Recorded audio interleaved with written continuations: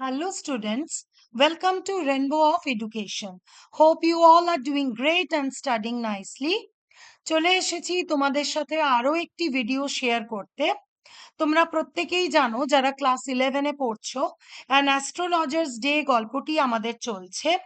এর আগে আমি দুটি পার্ট আলোচনা করেছি। আজকে এর ফাইনাল পার্টটা আমরা আলোচনা করব।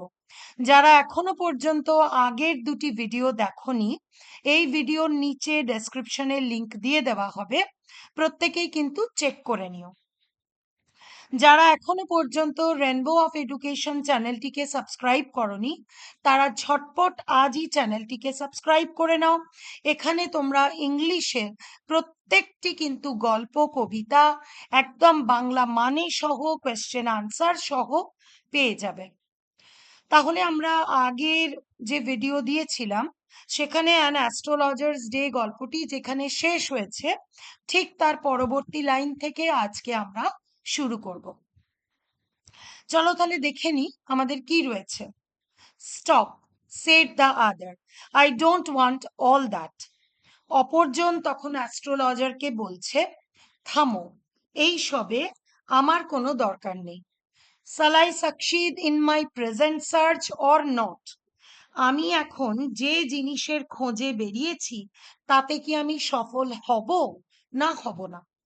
গল্প আমরা জেনেছি যে অ্যাস্ট্রোলজারের কাছে একজন স্ট্রেঞ্জার এসছে, সে কিছু প্রশ্ন তার কাছে এবার রাখবে।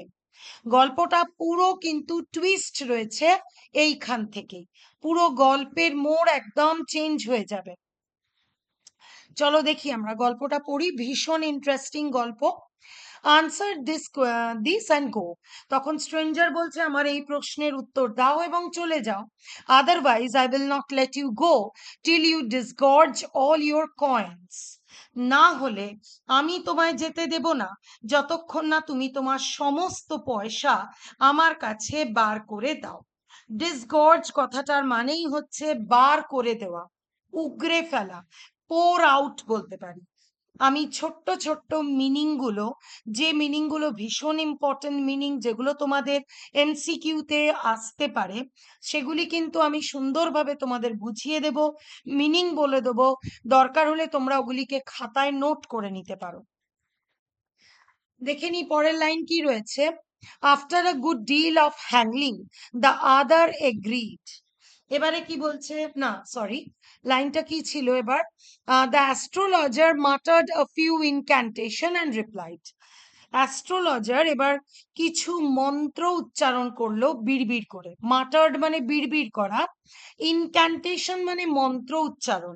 এবার মন্ত্র উচ্চারণ কিভাবে, না সুর করে পড়া, কোনো মন্ত্রকে সুর করে আবৃত্তি করে পড়া, সেটাকে বলা হয় ইনক্যান্টেশন। যেভাবে দেখবে পাঁচালি পড়া হয়, ঠিক সেইভাবে ইনক্যান্টেশন মানে মন্ত্র উচ্চারণ করা, আবৃত্তি করে করা। Say is convincing, otherwise I will not open my mouth. আচ্ছা, incantation and replied, all right, I will speak. এবারে অ্যাস্ট্রোলজার কি বলছে দেখো, জ্যোতিষী বিড়বিড় করে কয়েকটি মন্ত্র পাঠ করলো, তারপর জবাব দিল, ঠিক আছে, আমি বলবো, I will speak, but will you give me a rupee if what I say is convincing. কিন্তু যদি আমার কথাটি তোমার সন্তোষজনক মনে হয়, বিশ্বাসজনক মনে হয়, তোমার বিশ্বাস হয় আমার কথায়, তাহলে কি তুমি আমাকে 1 টাকা দেবে। তাহলে এবারে কিন্তু ও শর্ত রাখছে ওর কাছে, অ্যাস্ট্রোলজার ওই স্ট্রেঞ্জারের কাছে শর্ত রাখছে যে যদি আমার উত্তরটি তোমার বিশ্বাসযোগ্য মনে হয় তাহলে কি তুমি আমায় 1 টাকা দেবে। Otherwise I will not open my mouth. না হলে আমি আমার মুখ খুলবো না। And you do what you like. আর তুমি যা চাও তাই করতে পারো। After a good deal of haggling the other agreed. Haggling কথাটার মানেই হচ্ছে কি, বার্গেনিং করা, দর কষাকষি। তার মানে বেশ কিছুক্ষণ তাদের দুজনের মধ্যে দর কষাকষির পর অপরজন রাজি হলো। The astrologer said, you were left for dead. এইবার অ্যাস্ট্রোলজার পর পর ওকে অনেক কিছু বলতে থাকবে। গল্পটা দেখো কোন দিকে এবার টার্ন নিচ্ছে। You were left for dead. তুমি মৃত অবস্থায় পড়েছিলে। Am I right? আমি কি ঠিক বলছি? আহ, টেল মি মোর। তখন অপরজন বলছে, আরো কিছু বলো। A knife has passed through you once. জ্যোতিষী বলছে, একবার তোমার ছুরির আঘাত লেগেছিল। said the astrologer. অ্যাস্ট্রোলজার ওকে বলছে, তোমাকে ছুরিকাঘাত করা হয়েছিল। Good fellow. He bared his chest to show the scar. What else? Good fellow মানে একদম সঠিক মানুষ, সাচ্চা মানুষ যাকে আমরা বলি। সে তখন ক্ষত চিহ্নটা দেখানোর জন্য তার বুকটা খুলে দেখালো। এছাড়া আর কি? স্কার কথাটার মানে কি? ক্ষত চিহ্ন, মার্ক অফ উন্ড, যেটা আঘাত লাগার চিহ্ন। খুব জোরে আঘাত লাগলে দেখবে সেখানে একটা দাগ থেকে যায়। তো ওর যেহেতু ছুরিকাঘাত হয়েছিল, বুকে ও চেস্টে সেই দাগটি রয়ে গেছে, যেটা সে তাকে শো করলো। কাকে? না, অ্যাস্ট্রোলজারকে। And then you were pushed into a well nearby in the field. আর তারপরে কাছের একটা মাঠে, একটা কুয়োর মধ্যে তোমাকে ধাক্কা দিয়ে ফেলে দেওয়া হয়েছিল। পুস্ট মানে একদম ধাক্কা দিয়ে তোমায় ফেলে দেওয়া হয়েছিল। You were left for dead. তুমি সেখানে মৃত অবস্থায় পড়েছিলে। এবার অপরজন কি বলছে? I should have been dead if some passerby had not chanced to peep into the well. তখন ও কি বলছে? যে আমি মরেই যেতাম যদি না একজন পথচারী, পাসারবাই মানে পথচারী, যে ওই পথ দিয়ে সেই সময় পেরোচ্ছিল, ঘটনাক্রমে সেই কুয়োর মধ্যে যে উঁকি দিয়েছে। পিপ ইন্টু মানেই হচ্ছে কাস্ট আ লুক, উঁকি মারা। তোমরা প্রত্যেকে কিন্তু লিখে রাখতে পারো। পিপ ইনটু কথাটার মানে কাস্ট আ লুক, উঁকি মারা। যে কিনা ওই কুয়োতে উঁকি মারছিল। Exclaim the other, overwhelmed by enthusiasm, মানে ও আর আবেগ নিজের ধরে রাখতে পারলো না, আবেগে অভিভূত হয়ে এই কথাটা সে জানালো। When shall I get at him? He asked, clenching his fist. তার মানে সে হাতটিকে শক্ত মুঠি করে তাকে জিজ্ঞেস করলো। কাকে? অ্যাস্ট্রোলজারকে। কখন ওকে ধরতে পারবো? তার মানে যে তাকে এত বড় আঘাত করেছে, তাকে সে কখন ধরতে পারবে, সেই প্রশ্নের জন্যই তার অ্যাস্ট্রোলজারের কাছে আসা। আশা করি প্রত্যেকেই খুব ভালো মতন বুঝতে পারছো। যদি আমার ভিডিও তোমাদের ভালো লাগে, হেল্পফুল মনে হয়, তাহলে অবশ্যই একটি লাইক করো, চ্যানেলটিকে অবশ্যই সাবস্ক্রাইব করে নিও। আর যদি তোমাদের কোনো রকম কোনো ডাউট থাকে, অবশ্যই কিন্তু কমেন্ট সেকশনে আমাকে জানাতে ভুলো না। আমি প্রত্যেকটি বিষয়ের ডাউট ক্লিয়ার করার জন্য সবসময় রয়েছি। দেখে নি, চলো এরপর কি বলছে। In the next world answer the astrologer. এবার যখন ওকে প্রশ্ন করলো যে আমি কি ওই লোকটাকে হাতের কাছে পাবো, তখন অ্যাস্ট্রোলজার ওকে উত্তর দিচ্ছে যে তিনি পরলোকে চলে গেছেন। নেক্সট ওয়ার্ল্ড মানে তিনি পরলোক গমন করেছেন। Said the astrologer, he died 4 months ago in a far off town. দূরের একটি টাউনে প্রায় 4 মাস আগে তিনি মারা গেছেন। You will never see any more of him. ওই লোকটিকে তুমি আর কখনোই দেখতে পাবে না। The other groaned on hearing it. অপরজন তখন চিৎকার করে উঠলো, গ্রৌন্ড করে উঠলো, মানে আর্তনাদ করে উঠলো। ও তো এটা আশা করেনি, ও আর্তনাদ করে উঠলো। অন হিয়ারিং ইট, এই কথাটি শুনে।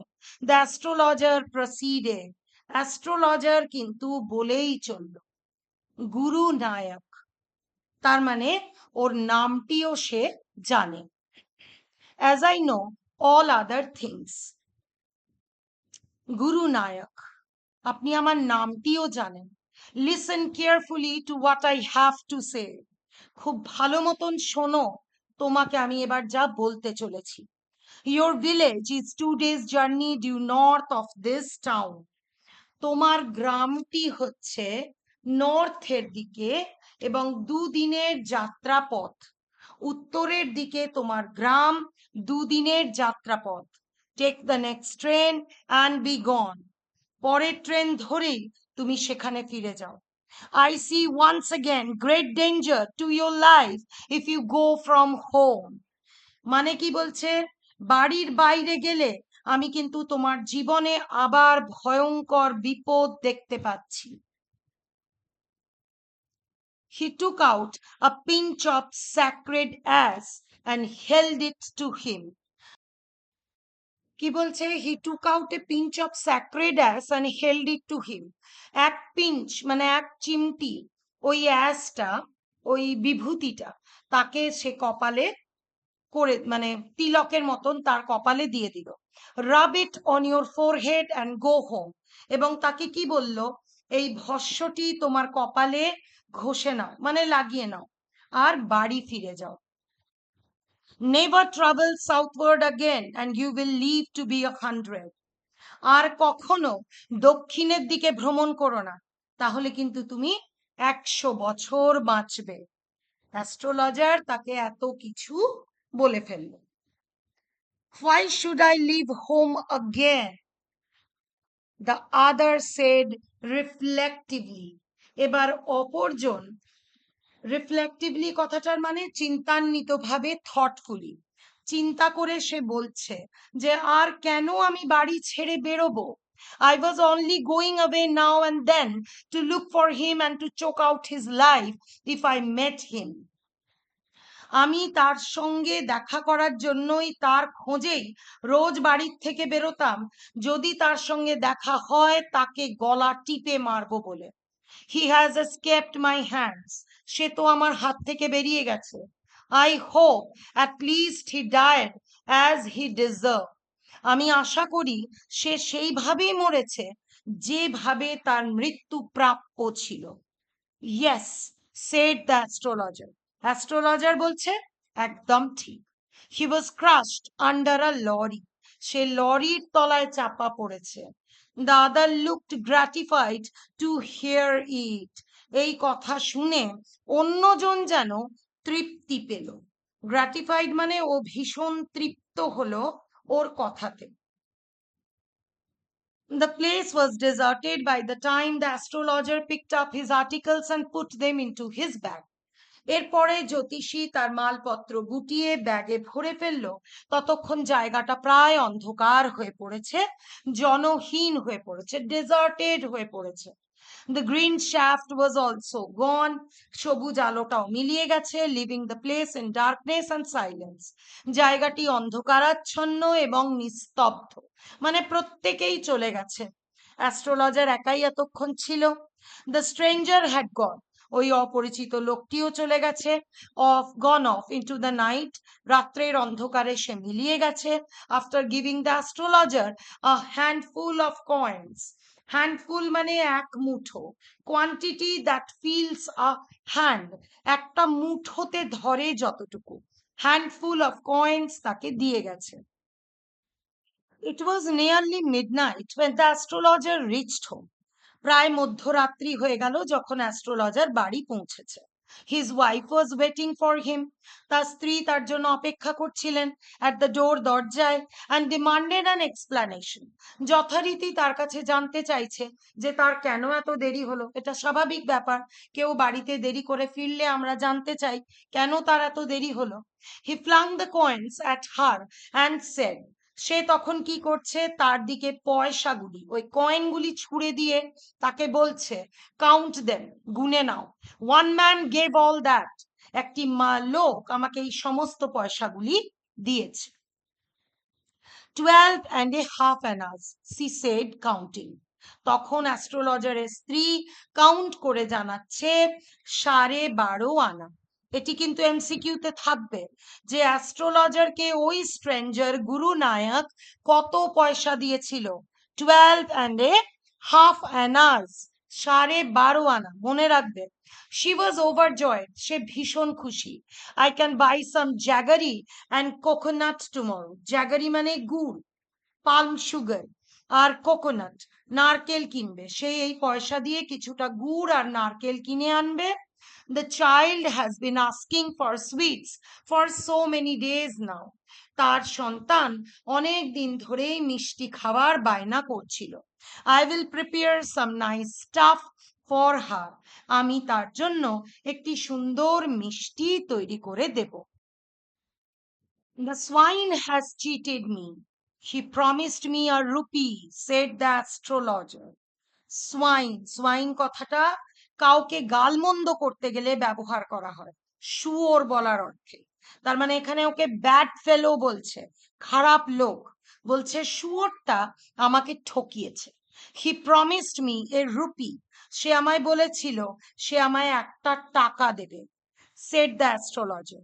সে লুকড আপ অ্যাট হিম, তখন তার স্ত্রী তার দিকে তাকালো। ইউ লুক ওয়ারিড, তোমায় চিন্তিত মনে হচ্ছে। হোয়াট ইজ রং, কি হয়েছে? নাথিং, কিছু না। After dinner sitting on the pyol he told her, রাত্রিরে খাওয়ার পর বারান্দার দাওয়ায় বসে জ্যোতিষী তার স্ত্রীকে বলল, do you know a great load is gone from me today? তুমি কি জানো আজ আমার মন থেকে কত বড় একটা বোঝা নেমে গেল? বিরাট বড় একটা বোঝা তার এবারে নেমে গেল। এইবার দেখো গল্পটা টুইস্টটা বোঝা যাবে। I thought I had the blood of a man on my hands all these years. আমি মনে করতাম এত বছর আমার হাতে রক্তের দাগ লেগে আছে। That was the reason why I ran away from home, settled here. আর তাই আমি বাড়ি থেকে পালিয়ে এসেছিলাম এবং এখানে সেটেলড করেছিলাম। and married you, তোমাকে বিবাহ করেছিলাম। he is alive, লোকটি বেঁচে আছে। she gasped, সে এবার একটি দীর্ঘ নিঃশ্বাস ফেলছে বা হতাশ হচ্ছে, বিস্মিত হচ্ছে।